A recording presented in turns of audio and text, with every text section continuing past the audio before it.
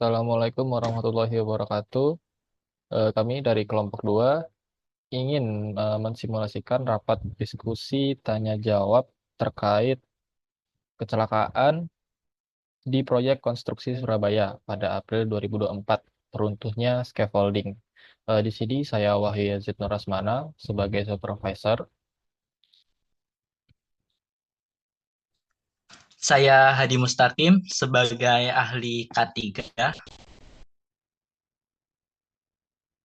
Saya Gusti Agung Wijaya Kusuma sebagai inspektor. Saya Lukas Sunan Reglen Sirait sebagai pekerja satu. Saya Saifuddin Syakib Al-Fikri sebagai pekerja dua.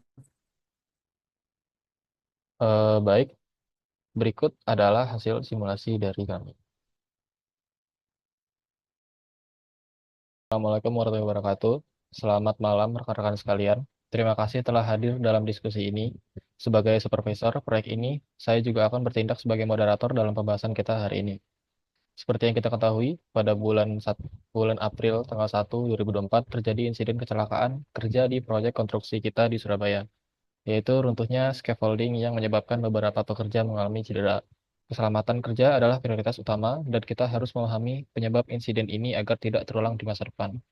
Hari ini kita akan mendengarkan penjelasan dari ahli ketiga yang telah melakukan investigasi terkait kejadian ini. Setelah itu, kita juga akan mendengar kesaksian dari salah satu pekerja yang menjadi korban, serta seorang saksi yang berada di lokasi saat kejadian terjadi. Setelah itu, akan ada sesi tanya jawab. Baik, langsung saja saya persilakan ahli ketiga untuk menjelaskan kronologi dan penyebab kecelakaan hari ini.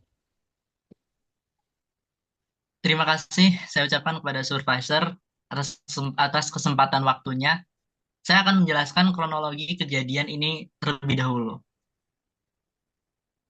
Insiden ini sendiri terjadi pada tanggal 1 April 2024 sekitar pukul 15.00 waktu Indonesia Barat. Nah, pada saat itu, pekerja sedang melakukan pengecoran lantai atas dengan menggunakan scaffolding sebagai penyangga utama. Kemudian tiba-tiba scaffolding mengalami kegagalan struktur dan runtuh seketika itu, menyebabkan beberapa pekerja jatuh dari ketinggian sekitar 3-4 meter. Beberapa pekerja mengalami luka-luka, sehingga segera dilarikan ke fasilitas medis terdekat. Untuk investigasi lebih lanjut, akan disampaikan oleh inspektor terkait. Baik, terima kasih atas waktunya. Dari hasil investigasi awal, kami menemukan beberapa penyebab utama insiden ini. Yang pertama adalah kelebihan beban. Scaffolding digunakan untuk menopang beban yang melebihi kapasitasnya. Selanjutnya, itu ada kesalahan pemasangan. Ada sambungan yang tidak terpasang dengan benar sehingga menyebabkan kelemahan struktural pada scaffolding. Yang ketiga, ada kurangnya inspeksi sebelum penggunaan, yang mana seharusnya setiap scaffolding diperiksa sebelum digunakan. Tetapi pada hari kejadian, inspeksi tidak dilakukan dengan optimal. Selanjutnya itu ada faktor cuaca. Kecepatan angin yang cukup tinggi saat kejadian juga bisa memperburuk kestabilan scaffolding. Lalu ada kurangnya pelatihan pekerja. Dari investigasi yang dilakukan, ada beberapa pekerja yang berada di atas scaffolding tidak memiliki pelatihan khusus tentang penggunaan scaffolding yang aman. Sebagai langkah perbaikan, kami akan merekomendasikan yang pertama, inspeksi scaffolding sebelum digunakan, lalu ada pelatihan bagi pekerja tentang keselamatan kerja di ketinggian, eh, ada peningkatan standar pemasangan scaffolding, serta pengawasan ketat dari tim K3 sebelum dan selama penggunaan scaffolding. Kami berharap ini menjadi pelajaran bagi kita semua agar kejadian serupa tidak terulang di masa depan. Mungkin sekian dari inspektor. Oke, terima kasih. Selanjutnya, kita akan mendengar dari kesaksian dari pekerja. Terima kasih sebelumnya atas penjelasannya dari ahli ketiga. Sekarang saya ingin mendengarkan langsung dari pekerja yang mengalami kejadian ini. Pekerja satu, Anda berada di atas scaffolding saat kejadian. Bisakah Anda ceritakan bagaimana kronologi kejadian dari sudut pandang Anda? Baik, Pak. Saat itu beberapa rekan saya sedang melakukan pengecoran di lantai atas sekitar pukul 15.00 WIB. Kami berdiri di atas scaffolding dan dalam keadaan sambil menuangkan beton ke dalam cetakan. Awalnya semua terasa normal, tetapi tiba-tiba saya mendengar suara bunyi krek-krek dari bawah scaffolding. Saya merasa struktur di bawah kaki saya mulai bergetar, lalu dalam hitungan detik semuanya runtuh. Saya jatuh bersama scaffolding dari ketinggian sekitar 3 sampai 4 meter. Saya mencoba berpegangan pada pegangan besi tetapi tetap terjatuh dan mengalami luka di bagian kaki. Terdapat cedera. Beberapa rekan juga mengalami cedera akibat benturan dengan besi dan material di bawahnya. Setelah itu saya langsung dibawa rekan-rekan ke fasilitas medis. Baik, terima kasih saudara atas kesaksiannya. Sekarang saya ingin mendengar dari saksi yang berada di lokasi saat kejadian. Kepada saksi, bisakah Anda jelaskan bagaimana kondisi dari insiden ini terjadi? Baik, Pak. Kejadian ini bermula saat saya sedang berada di lantai bawah. Dari bawah, saya melihat pekerja di atas sedang menuangkan beton. Tiba-tiba saya mendengar suara besi berdiri cukup keras. Saya sempat melihat beberapa sambungan scaffolding terlihat goyah. Dalam beberapa detik, semuanya runtuh. Saya melihat pekerja satu dan beberapa rekan lainnya jatuh bersama scaffolding. Beberapa dari kami langsung berlari mendekat untuk membantu. Ada yang mencoba untuk mengangkat material, sementara yang lain langsung menghubungi tim medis.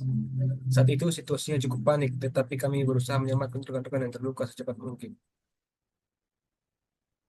Baik, terima kasih saudara atas kesaksiannya. Setelah mendengar penjelasan dari ahli ketiga dan kesaksian dari para pekerja ataupun saksi, sekarang saya membuka untuk sesi tanya jawab untuk saudara-saudara sekalian. Silakan jika yang ada yang ingin bertanya. Izin bertanya, Pak, Baik, apakah ada standar yang harus dipatuhi saat memasang scaffolding agar aman? Baik, izin menjawab ya pada saudara. Ya, tentu saja ada beberapa standar keselamatan yang harus dipenuhi. Yang pertama, pastikan scaffolding memiliki kapasitas beban yang cukup, sehingga itu tidak melebihi batas beban yang telah ditentukan. Kemudian harus dipasang oleh pekerja yang memiliki sertifikasi atau setidaknya memiliki pengalaman dalam pelatihan khusus memasang scaffolding. Kemudian harus ada pengamanan tambahan seperti branching ataupun guardrail sehingga tingkat keamanannya lebih terjaga. Kemudian harus dilakukannya inspeksi setiap hari sebelum digunakan. Kami juga akan meningkatkan pengawasan agar standar ini benar-benar diterapkan di proyek kita. Izin Pak, kami ya. yang bekerja di lapangan ingin tahu apakah ada sanksi bagi yang lalai dalam inspeksi atau pemasangan scaffolding. Baik, terima kasih atas pertanyaannya. Izin menjawab. Tentu saja ada sanksi bagi pekerja yang melakukan kelalaian dalam keselamatan kerja. Jika ditemukan ada kesalahan dalam pemasangan scaffolding akibat kelalaian, maka ada beberapa langkah yang akan kami ambil. Yang pertama itu ada teguran lisan atau tertulis bagi pekerja yang bertanggung jawab. Yang kedua, pelatihan ulang bagi tim terkait agar kesalahan tidak terulang kembali. Yang ketiga, jika terbukti ada pelanggaran berat, bisa ada sanksi administratif dari perusahaan atau bahkan dari regulator K3. Mungkin sekian.